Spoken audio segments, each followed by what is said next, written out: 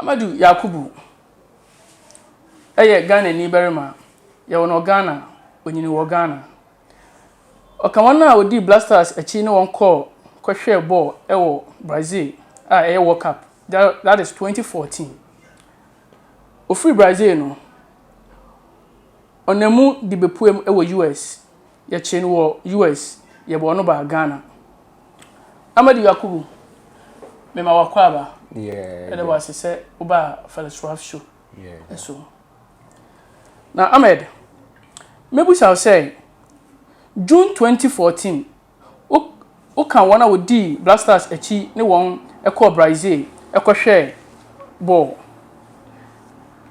o hwe ball no mu bi sen ball dodo sen na utimi hwe ball ne de ma hwe ba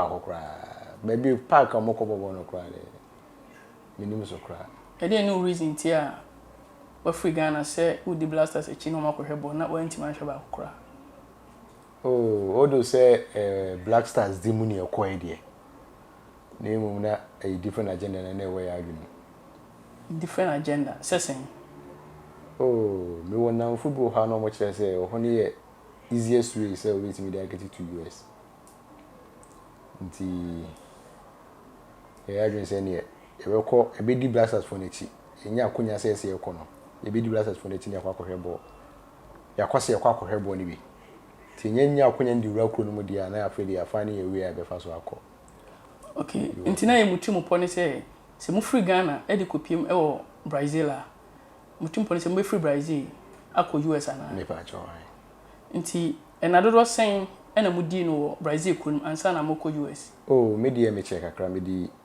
1 year 1 year e wo Brazil Brazil wow nti na after say World Cup no e get it over no dia adwuma na we no Brazil na me ye delivery delivery company bi na no me ye adwuma no delivery no nti say Ghana ha moto for no mo di delivery ndabi and the goods na dey call long journey nti ya fancy bia your office no wa Accra normally free outside ebatema ni aje e wadi ebe Kumasi wadi ebe Nkoko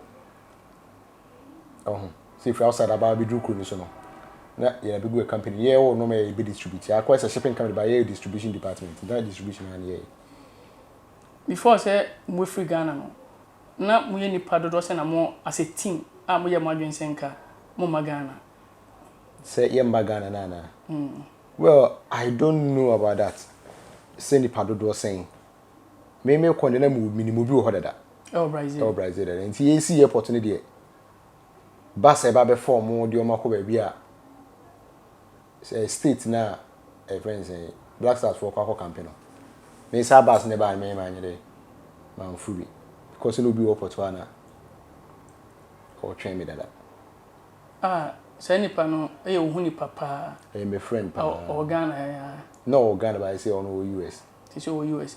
Okay, me heard you say who US World Cup is over. Omoko wama. By me tennis say omoka Brazil no. Enya onkwa na aka ho. Me nim say nipa dodo na aka Brazil. Am ye chibi. Sana me te no ana ya nchi bia. Na Brazil for no ehunu say ebia omombo hwe World Cup ebia ka krom ho. Omuhu but Chrono, I think so more human rights ni friends human rights wo ni adwuma. They welcome that say among Crawford. Oh okay.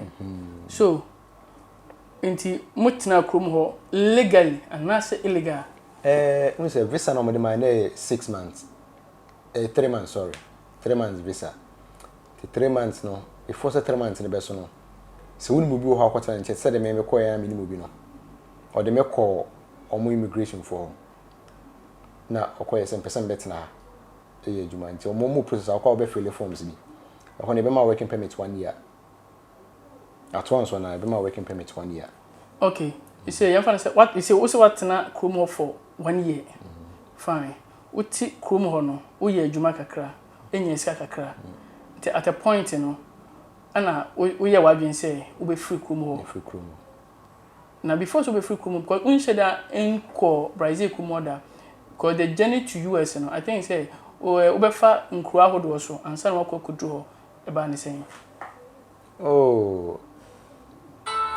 Enye me nko am the first person mafa ho. There are countless of people mafa Brazil eko US.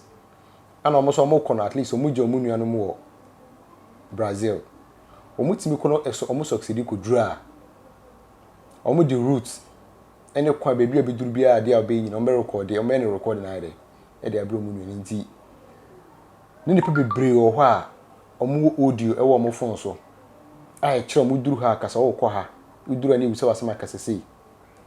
Me before say me kon me nya audio ni bi. Nti na audio na e guide ye. Okay, nti muye nipa dodo sen na mo kambo mu se isi am free Brazil akọ. Mimi si mu ne de na me free Brazil say me kon na ye me nko a. Na ye me nko a. De na me si mu no. De na usim nko a. Na me Sao Paulo. With that audio no. De na me sim na me nko a with that audio no. Me nko a na me free Sao Paulo. Me ne boy bi na na eti. Me te hoda kro na e ba me mu. But na baby amete no na mo hate for me nim so ate sakro na baby earthquake bi si ye. Yeah, man. Na mo te me apartment ni down. And dem no be call the mattress pen ato a oda ho. Na me ko friend ba me dem. Ana ma stuff me dem kama. Na me ni dia no say e pese ofa no man na me ko US. Ti e bo me ne kan na o te ase na na. Utu ameka. Ti utu ameka do utu ameka na de etin ya na me koi. From Brazil to US and a journey from one country to other country. Fine. So you free Brazil no. Krobe na odi kan e course. Me free Brazil no. In all near 10 countries. Okay. Before say 10 countries. No. Before say na also be kono so wonko a. Wonko a. O say ye try 10 countries, which means say unya nipa bi kan ho a. Make say me say 10 countries. Okay. Na betra. Oh, okay. Yes. But question I was say me obi kan me ho. Nipa me nya kan me ho no. Rekonya me nim nipa me ne full play o Ghana. E ko Brazil me hu ni biem. Until say we could do border me be cross Brazil or the next country. Na me say hu no. No so esimu a woko. Brazil border to Peru. Peru a country. Yes. From no say ubetueska ubeboka. Oh, bus na me friends at least me boka but me tra border ne de. Man boka bia said okasa oboka no. E ka o ho de because Jenny ne da ho. Ama countries no more ni nyina hu say. So mu who this type of persons African. The opportunity to have the about almost agenda near so across it. Okay. In terms of from who has smuggling group beer or more border so. I would do from Brazil to Peru border now. If you assist Brazil, no do or mujine jina ho. A bit my boama no because I know all the song knows him the benyon quans on ide. O ko back to the baby border your boama no near the mogu come. No more for Kunechi the my day. A room. Sanity. From Brazil and Mura Peru. From Peru, Mudina do sen Peru. Peru dear. From Peru to the next country no. Quite no wa. Quite yet. Which country? Ecuador. Free Peru ko Ecuador no. Which means a rough road. A rough road. O ma Thailand kama. Name kwani ye kef. Okay. Pa inti. It take you from Peru to the next country no. It take you 3 days. 3 days. From Brazil to Ecuador. From Brazil to Peru. Peru, 1 day. Debbie, by air 1 day, by bus 4 days. By air. Debbie. By bus, by 1 day. 4 days. 4 days. Yes. From Peru to Brazil to Peru. Peru no. From Brazil to Peru border no. From Sao Paulo, from Brazil, but from Sao Paulo to Peru border no. Sao Paulo, Brazil. Yes. From Sao Paulo to Peru. Border no. And Peru border no. Peru border. No. Yes, for Rio Blanco. Okay. Yes. And 4 days. And 4 days. No. From South country no to country now Bonidi no. Ecuador. And so you have 3 days. 3 days. Yes. How was the challenge? How dangerous was it? Initially, some shall say free Sao Paulo. kodu Ecuador ne there was no danger. Ihu amawo. Ihu bi anim. If we start countries America no me say if free Sao Paulo Ecuador ne ihu bi anim because it's smooth. Okay. After say a man for mass smuggle from Brazil to Peru no. When you room the immigration for me krata be cross it. Okay. Omo ma krata say obekọ almost omodo kwa you go bus station bus for na be for immigration for na ba. Okay. Ombejimu I think say na $20. Okay. $20 na ombejimu na o ma krata bi e chese mo ye mo cross nti mo be dru ba bi immigration for be gina mo. I know you're from here to Ecuador to from Peru to Ecuador. No, yeah. Fine. So what do Ecuador? We spending how many days at Ecuador? Ecuador, we spending just 1 day. Just 1 day. Yes, to the next country. To the next country. Adam drew na me fro bus. Ya fro bus na najo. E bo najo be 12:30. Ya fa say fro bus be number 6. About 12:30 near with the next country border. It's from Ecuador to which country be? Ecuador to Colombia. Colombia. How dangerous is Colombia?